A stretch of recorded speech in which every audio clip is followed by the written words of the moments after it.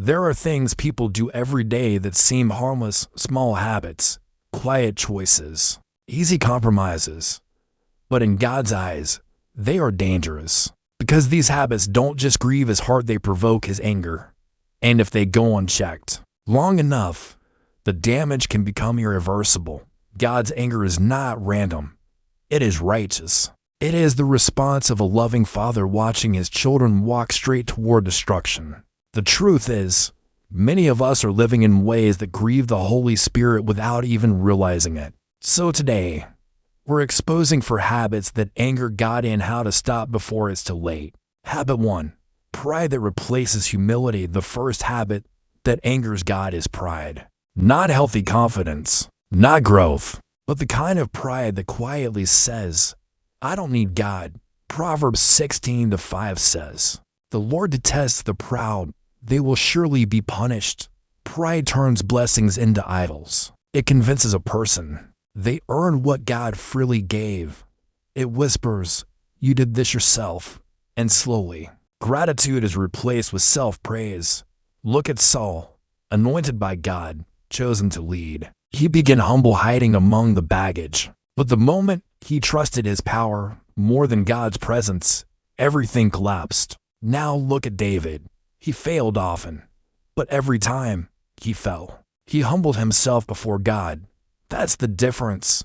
Pride hardens the heart. Humility keeps it soft enough for God to shape. The danger of pride is that it blinds you while it destroys you. You won't even realize God has stepped back until you feel empty, where his presence once was. So before pride ruins your purpose, pause and whisper, God, it was you all along. That one sentence can save your destiny. Habit 2. Ignoring conviction. The second habit that angers God is ignoring conviction. That quiet nudge, that inner warning, that gentle voice saying, don't do this. That's the Holy Spirit.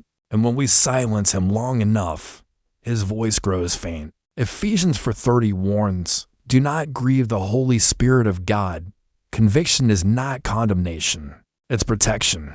It's God keeping your heart alive and your path clear. Every time you ignore it, you build a wall between yourself and him. Think of Cain. Before he killed his brother, God warned him, sin is crouching at your door, but you must rule over it. Cain ignored the warning and it cost him everything. God still warns us today through his word, through people, through that uneasiness we try to explain away as overthinking. But it's not anxiety, it's mercy. When conviction comes, don't run from it. Run to God, because every warning you obey today may be the disaster you avoid tomorrow. Habit 3. Treating sin casually. The third habit that angers God is treating sin casually. It starts small, a compromise here, a habit there, and before you realize it, your spirit becomes numb. Galatians 6:7 says, do not be deceived. God is not mocked.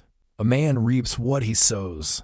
We live in a world that laughs at sin and calls it freedom. But every time we normalize what God calls wrong, we mock his holiness. And sin never stays small. It grows. It spreads. It blinds. Look at Samson, called by God from birth, gifted with supernatural strength. Yet he played with sin like it had no consequences. And in the end, sin collected its payment. It cost him his strength, his vision, and his calling. Casual sin doesn't destroy you overnight. It drains your anointing little by little until you can't even feel. When God's power has left you, the moment you say, it's not that bad, is the moment you step outside God's covering. The cure is reverence. Remember who you belong to. Because real freedom isn't doing whatever you want. It's having the strength to walk away when everything in you wants to stay. Habit 4. Knowing the truth but not living it. The fourth habit that angers God is knowing his truth but not living it. James 1:20 says, do not merely listen to the word and so deceive yourselves. Do what it says. God's anger isn't aimed at those who don't know better. It's stirred by those who do and still choose disobedience. It's saying the right things while living the opposite way. Raising hands in worship, but ignoring God's commands in private. Jesus called this hypocrisy not to shame, but because he knew it kills authenticity and hardens hearts. The Pharisees knew scripture by memory, But their hearts were far from God. Truth became information, not transformation. And that's what angered Jesus most. Knowing God's word doesn't save you. Living it does. These four habits may seem small, but they slowly harden the heart and push God away. God's anger is not about revenge. It's about rescue. When God warns you, it's not because he's done with you. It's because he's still fighting for you. So if any of this at home, don't ignore it. Let today be the day you repent, realign, and return. Because mercy still speaks louder than judgment. For those humble enough to listen, if you're choosing change today, comment peace. And share this message with someone who needs the warning before it's too late.